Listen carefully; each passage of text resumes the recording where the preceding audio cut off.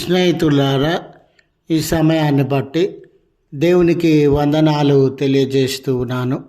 ప్రేమపూర్వకముగా మిమ్మల్ని అందరినీ వాక్య ధ్యానంలోనికి ఆహ్వానిస్తూ ఉన్నాను. సాత్వికమైన మనసుతో అనే ఆలోచనను మీతో కూడా పంచుకోవడానికి ఇష్టపడుతూ ఉన్నాను కనుక దేవుని యొక్క వాక్యమును మీరు ముగింపు వరకు ఆలకించాలని మీ కుటుంబ సభ్యులతోనూ తోటి విశ్వాసులతోనూ ఈ వీడియో షేర్ చేసుకోవాలని మీ ప్రార్థన మనవులు ఎట్టివైనను కామెంట్స్ రూపంలో కానీ ఫోన్ కాల్ ద్వారా కానీ తెలియజేయండి. నమ్మకంగా మీ కొరకు ప్రార్థిస్తాము. ఈ వీడియో మీ ఆధ్యాత్మిక జీవితములకు ఉపయోగకరంగా ఉంది అని మీకు అనిపిస్తే దయచేసి ఈ ఛానల్ను సబ్స్క్రైబ్ చేసుకునవలసినదిగా మనవి చేస్తూ ఉన్నాను. లేఖనము గలతీయులకు వ్రాసిన పత్రిక 6వ అధ్యాయము 1వ వచన చివరి భాగము. మరి సాత్వికమైన మనసుతో అట్టి వాణిని మంచి దారిలోనికి తీసుకొని రావలెను. స్నేహితులారా, మన చుట్టూ ఉన్నటువంటి విశ్వాసులలో లేదా ప్రజలలో ఎవరైనా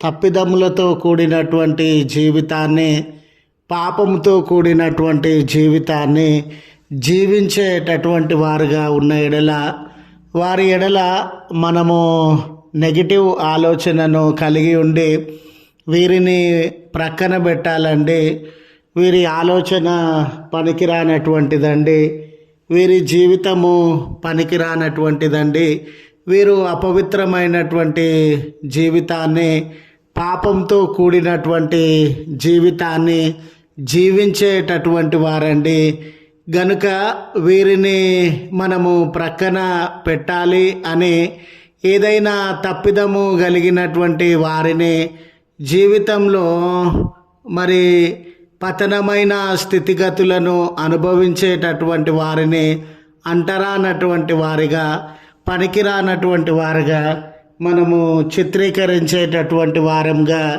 వారిని అన్ని విషయాలలో ప్రక్కన పెట్టేటటువంటి వారంగా ఉంటాం.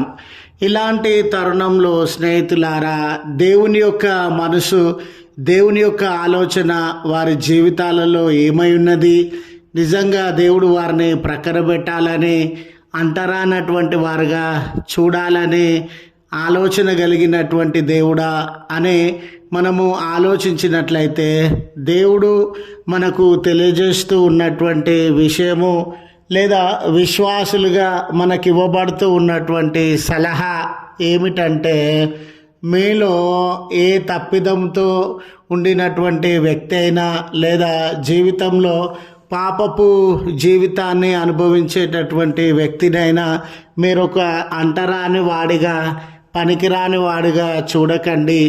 అతని ఎడల మీరేదో గొప్పవారని, మీరు పవిత్రమైనటువంటి జీవితాన్ని జీవించేటటువంటి వారని, ఈ వ్యక్తి కంటే నేను గొప్పవాణ్ణి, ఈ వ్యక్తి కంటే నేను శ్రేష్టమైనటువంటి వాణ్ణి, ఈ వ్యక్తి కంటే నేను పరిశుద్ధమైనటువంటి జీవితాన్ని జీవించేటటువంటి వాణ్ణి అనే ఆలోచన ప్రదర్శింపక, ఆ వ్యక్తి ఎడల సాత్వికమైనటువంటి మనసును మీరు కలిగి జీవించాలి అని లేఖనము సెలవిస్తూ ఉంది.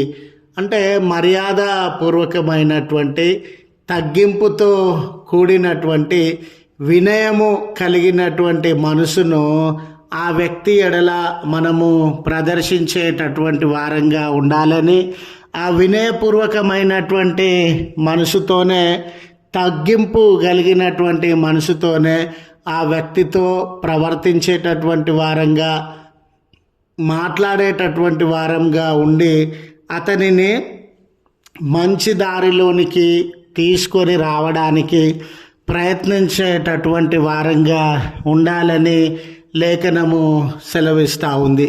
గనుక మన జీవితాలలో స్నేహితులారా, ఈ మండల కాలంలో, ఈ లెంట్ కాలంలో అందరి ఎడల ఈ తగ్గింపు కలిగినటువంటి మనసు, వినయము, విధేయతతో కూడినటువంటి మనసు ప్రదర్శించేటటువంటి వారంగా ఉండాలని, మరి ముఖ్యంగా తప్పిపోయినటువంటి వ్యక్తుల ఎడల మనము మంచి ఆలోచన కలిగినటువంటి వారంగా ఉండాలని, వారిని దూషించక అంటరానటువంటి వారిగా చూడక ఈ వినయము కలిగినటువంటి మనసుతోనే వారికి నచ్చజెప్పి ఒప్పింపజేసి ఈ దారి సరి అయినటువంటిది కాదు, ఇది దేవునికి ఇష్టమైనటువంటి దారి కాదు అని సత్యాన్ని తెలియజేసి వారిని దేవుని యొద్దకు నడిపించేటటువంటి వారంగా ఉండాలి అని తెలియజేయడానికి సంతోషిస్తూ ఉన్నాను.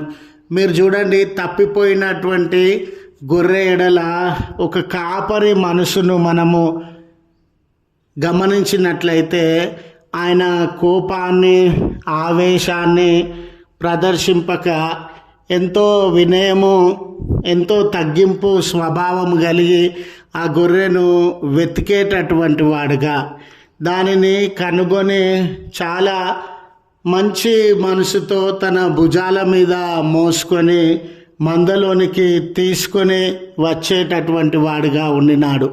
ఇలాంటి మనసు ఎవరైతే తప్పిదములతో, అపరాధములతో జీవిస్తూ ఉన్నారో, ఆ వెతికేటటువంటి మనసు, కనుగొనేటటువంటి మనసు, మందలోనికి సాత్వికముతో నడిపించేటటువంటి మనసు మనం కలిగి ఉండాలి అని గుర్తు చేస్తూ ఈ మాటలను ముగిస్తూ ఉన్నాను.